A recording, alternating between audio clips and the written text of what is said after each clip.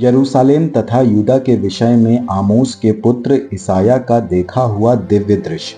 अंतिम दिनों में ईश्वर के मंदिर का पर्वत पहाड़ों से ऊपर उठेगा और पहाड़ियों से ऊंचा होगा।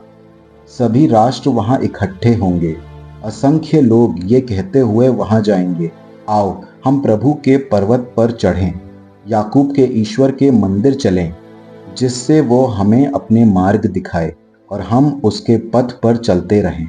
क्योंकि सियोन से सन्मार्ग की शिक्षा प्रकट होगी और यरूशलेम से प्रभु की वाणी। वो राष्ट्रों के बीच न्याय करेगा और देशों के आपसी झगड़े मिटाएगा।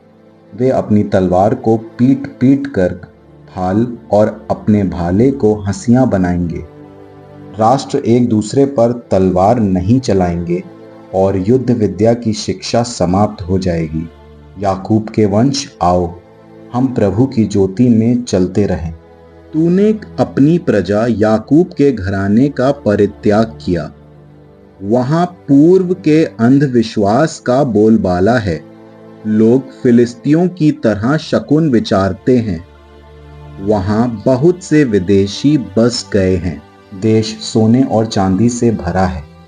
उसकी संपत्ति असीम हो गई है। देश घोड़ों से भरा है। युद्ध रथों की संख्या अगणित है।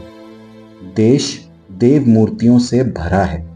लोग अपने हाथों की कृतियों की, अपनी उंगलियों की रचना की पूजा करते हैं। मनुष्यों को तेरे सामने झुकना पड़ेगा। वे नीचा दिखाए जाएंगे। तू उन्हें क्षमा नहीं करेगा। प्रभु के आतंक से, उसकी महिमा के प्रताप के सामने तुम चट्टानों की दरारों, पृथ्वी की गुफाओं में छिप जाओ। अहंकारियों को नीचा दिखाया जाएगा। मनुष्यों का घमंड चूर चूर किया जाएगा। उस दिन प्रभु ही महिमान्वित होगा। विश्वमंडल के प्रभु ने एक दिन निश्चित किया है उन सब के विरुद्ध जो घमंडी, अक्खड़ और महिमान्वित हैं। लेबानोन के सब ऊंचे घमंडी देवदारों और बाशान के बलूत वृक्षों के विरुद्ध, सब भव्य पर्वतों और ऊंची पहाड़ियों के विरुद्ध, प्रत्येक ऊंची मीनार और प्रत्येक पक्की चार दीवारी के विरुद्ध, तर्शीश के सब जहाज़ों और सब बहुमूल्य जलयानों के विरुद्ध अहंकारियों को झुकना पड़ेगा। मनुष्यों का घमंड चूर चूर किया जाएगा। उस दिन प्रभु ही महिमान्वित होगा और सभी देव मूर्तियां लुप्त हो जाएंगी।